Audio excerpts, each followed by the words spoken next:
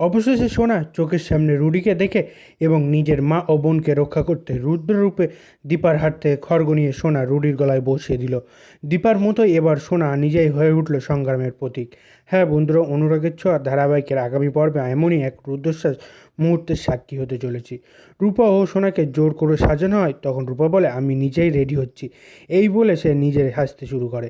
বাকি মেয়েগুলো যখন অন্যমনস্ক হয়ে পড়ে তখন সেই সুযোগ বুঝে ঘর থেকে পালিয়ে যায় সোনা ও রূপা।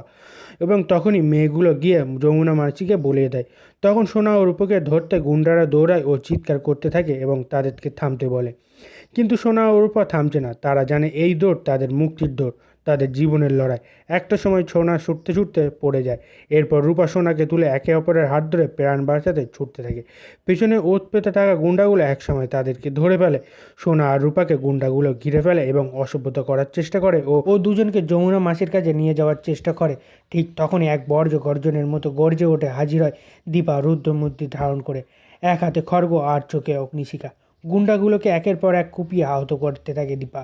ওদের শাস্তি দিয়ে বলে, মেয়েদের দুর্বল ভেবেছ, এখন দেখা এক মায়ের রুদ্ররূপ।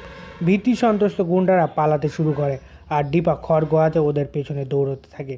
সোনা ও রূপা মায়ের পেছনে এই আশঙ্কায় ছুটতে থাকে যে মা বিপদে পড়তে পারে। এদিকে রুডির কানে পৌঁছে যায় খবর সোনা পালিয়ে গেছে।